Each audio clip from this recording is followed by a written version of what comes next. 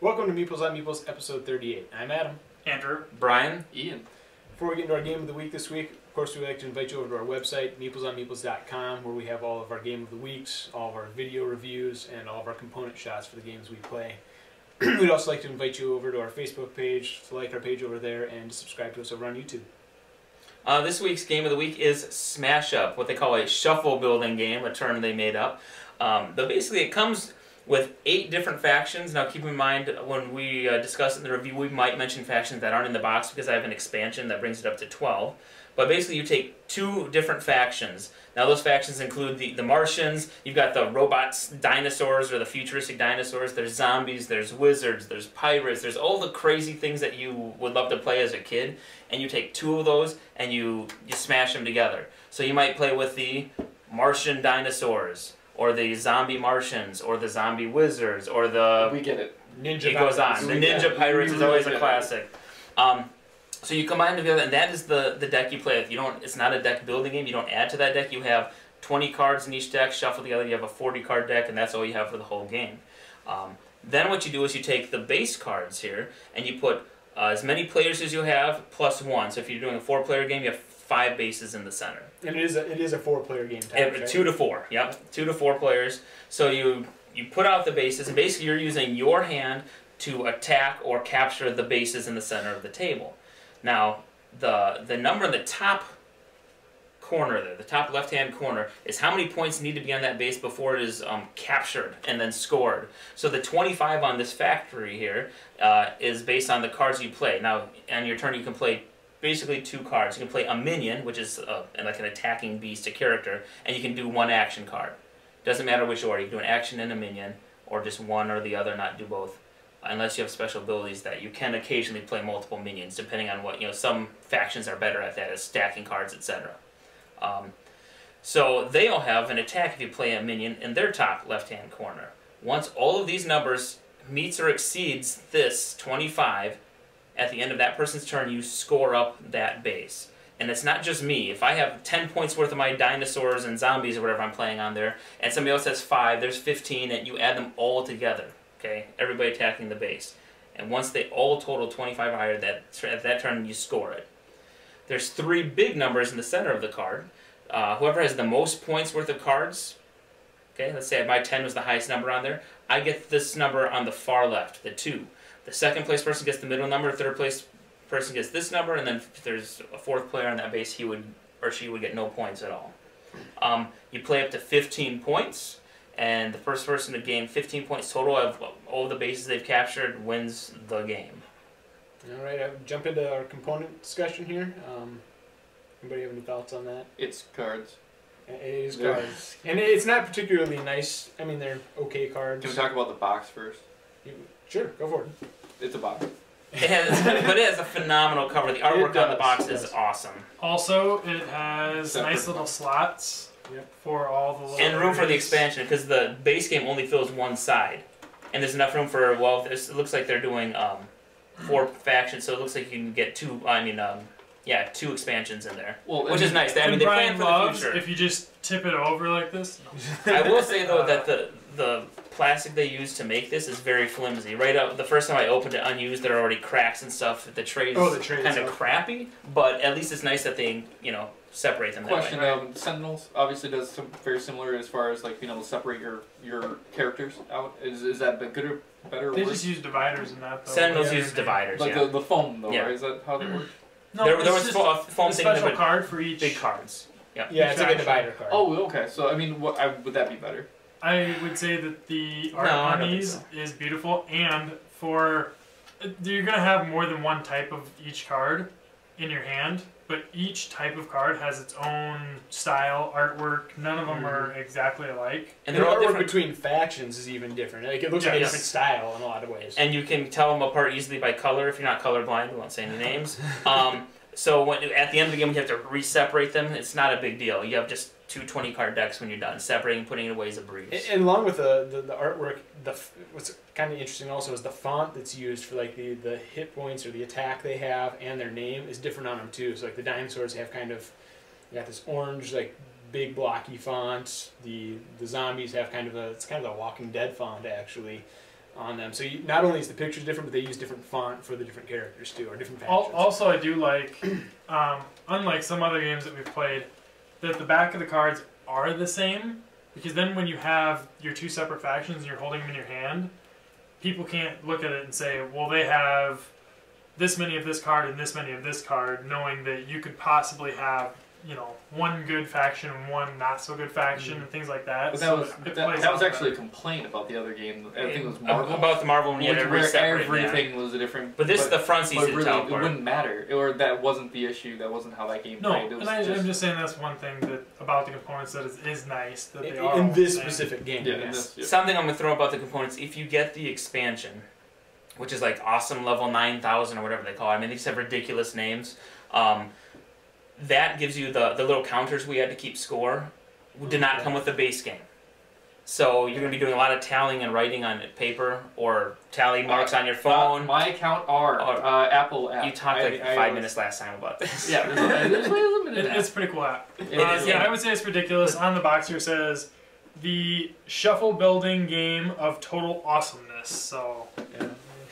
Truth in advertising remains to be seen, but so that's components. So are we ready to move on to strategies? Yeah, strategies for this. Anybody have a particular strategy that worked really well for you? I like that every combination will change your strategy. Like, okay, the first time I played, I was the bear cavalry / zombies, and with zombies, a lot of times you are playing from your grave, from your discard pile, so you're constantly bringing... So sometimes it pays to kill off your cards so that you can bring them into play as an extra action from the graveyard, which is pretty sweet.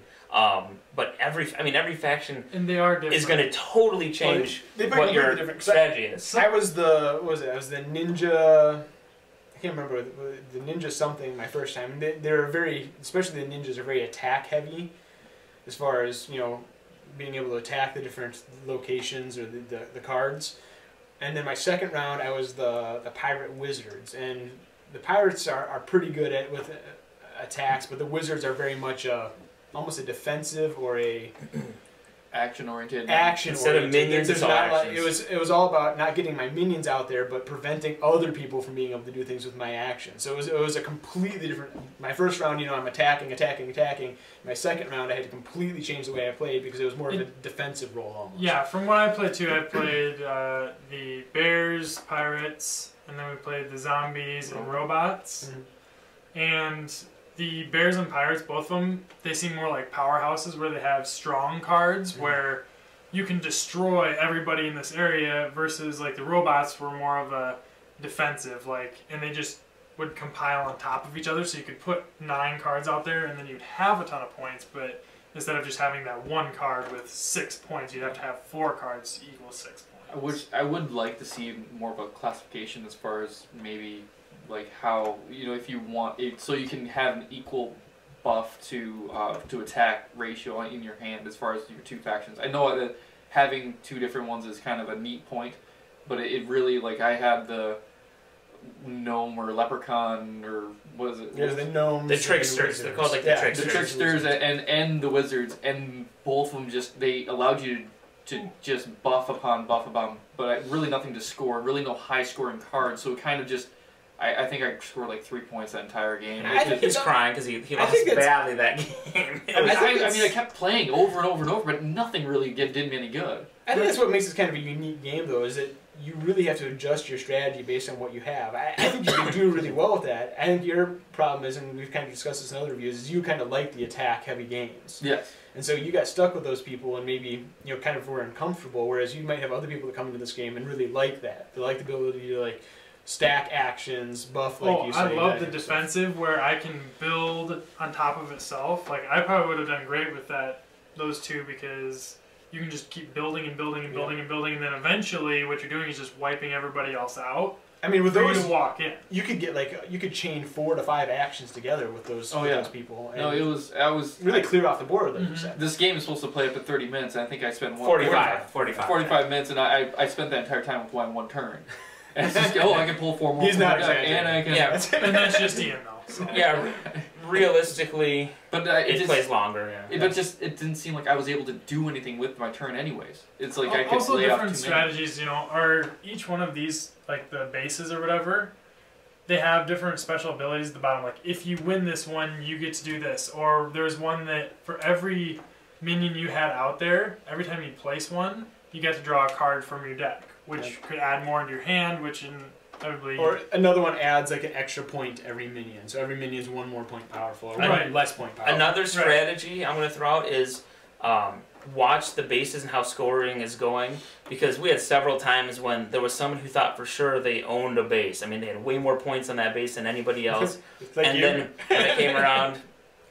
Hey, I've won more than I've lost. And then when it came around, somebody had the card that says, oh, you can move all of one type of card to another base. And all of a sudden somebody went from having 10 points on the base to 2 or 3. I mean, that's you really have to screw each other over and go after each other's throat. The wizards and the tricksters really show their power. Because that's what I had in that last game. Was I had the ability, I wasn't going to win the base, but I could go in there and take the #1 person out and completely move them to another base and get myself in there for at least 3rd place. So they thought they had it locked down, they were going to win the game with the base. I went in there with 1 card and cleared them out, basically. So I think that kind of plays to the fact that there is a good strategy for those types of characters. You just need to know how to do it. If you play through this enough, though, do you think that there could be an issue where basically one is like super buff, like a combination where you really just can't lose? I mean, the way you draw is you can draw. We drew randomly, but according to the rules, you put 8 factions out, and then each person draws 1. Then you go in reverse order, so there's no way you're gonna. If somebody knows that's too powerful and they see you draw the first deck, then they're gonna make sure that you don't get the second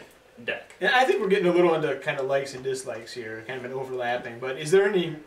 And maybe this gets into one of your dislikes is the combination of the players possibly. But any specific likes and dislikes anybody had on this game? One thing I did like was that not all of your bases go from highest to lowest. So sometimes if you came in 2nd place... You got a higher number? Here's one right here. Yeah, it's the Ninja Dojo. The Ninja Dojo.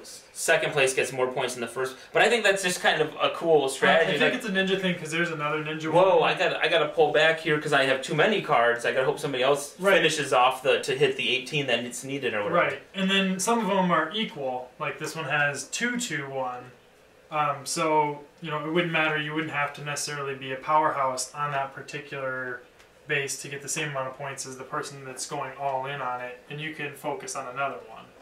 We covered the artwork, but I'm going to say it again. The artwork is phenomenal. I mean, just absolutely it's just amazing. Super gorgeous, very colorful, yet still easy to read. Nothing's cluttered or anything. It's one of those where it feels, and maybe I'm wrong here. I haven't read through the book or anything. It feels like they had again multiple artists working on it. It's like they had how many different factions. They had a different person doing each one because they look completely different. And they do a good job. They went crazy over the top. Like, they didn't just say, we're going to include dinosaurs. In fact, the special thanks, I think he says, like, his kid said, your dinosaurs need to have lasers. So he's like, okay. So not just dinosaurs, but they have, they're like robotic dinosaurs. Just over the top, crazy stuff. It wasn't weird enough that it was robots and dinosaurs. They needed robotic dinosaurs. Yes, 8 and 10-year-old boys would just, I mean, this is their dream. It's awesome. One thing I didn't like about it, though, is there's so much reading. And not that the print is hard to read. I don't like reading. I don't like math. I listen to books on tape. But when they're spread out, like if this is over here, for him to read it from down there, and you kind of keep track of what other people's ongoing cards are, and then there's cards, actions that you can have with a base, and some you of the stuff. You need a smaller table. Yeah. Really, it should be just right across from each other. Well, the bases in general were hard. It's hard to read them. And it's hard to kind of keep track of everything that's going on at one point, and then on top of some with the zombies, you can have so many cards and then compile and pile them, I'm sure, with the wizards. And so you're trying to keep track of your own hand, plus you're trying to keep track of the base, plus somebody else's special power, minus this one here. It gets a little complicated. And that's going to be probably my one dislike on it. And I've heard this around, that the game is a little complicated. And to give you kind of an example is, like you said, you really have to pay attention to all the cards that are out there. Because I think Brian had To be effective. Brian had this card where it was a +1 for his characters when it was his turn, but when it wasn't his turn, it was a +2 for all of his characters. And that's something you had to keep in mind as you were going around all the time, so to see whether you were going to beat the base. Because if Brian didn't beat it on his turn, when it was off his turn, because it was a +2 instead of I think it was one of the dinosaurs was a 3 on my turn and a 5 on other people's turns. So there's a lot of little rules like that, and when you start stacking a lot of cards on a character, it can get a little too complicated for its own good, but I don't think it's unmanageable. Well, it's one of those things where the more games you play, the more familiar you are with the cards. Right. Pretty soon you'll start to have them memorized, and it's not such a big deal. I think at first it just kind of slowed down gameplay more or less because there was just so much going on. Yeah. One of the big likes I love it as far as the creativity that went into the game. Wait. Before you say anything, you like something about a game? Of course I like something about a game. I liked a lot of games. Two games. Yeah, I love this game. It's a 4. Formula D, he gave it a 12. A 1. Just to counteract his 9. So anyways, with the creativity involved, even just to start the game, they ask you, well, how early did you wake up in the morning? That's who starts the game. That's not. I mean, that's never anything I've ever seen in any other game. Just the early bird gets the worm. That's who wins. I know everybody goes for who's the youngest player at the table, kind of thing. Roll a die. You roll a die, like whatever. Like I've never seen that. That's fun. How do you end the game? Well, you can't. You can't end the game in a tie. You have to go another round, and then you have to go another round again, and then just keep going until somebody has to win. You cannot tie. Why don't we jump to our reviews, Zach? I think we kind of said what we can about it. We go from a 0 to 10 or 10 to 0 scale. 10 being the best game ever made, Formula D. 0 being... Not the best game ever made. Hero Escape, best game ever made. Yeah. 0 being terrible. 5 being it's alright, but we wouldn't necessarily rush out to buy it. Andrew? 4. Yeah. You hit Loved it it, 2. Right on the head. 4. Adam? Yeah, come on. With a couple more playthroughs, things like that, at this point, after playing it about 3 or 4 times, I would say I'm going to give it a 7. But I think that it could be higher once you get to know it better, once I know more about the cards and I've played, a couple more of the factions, things like that.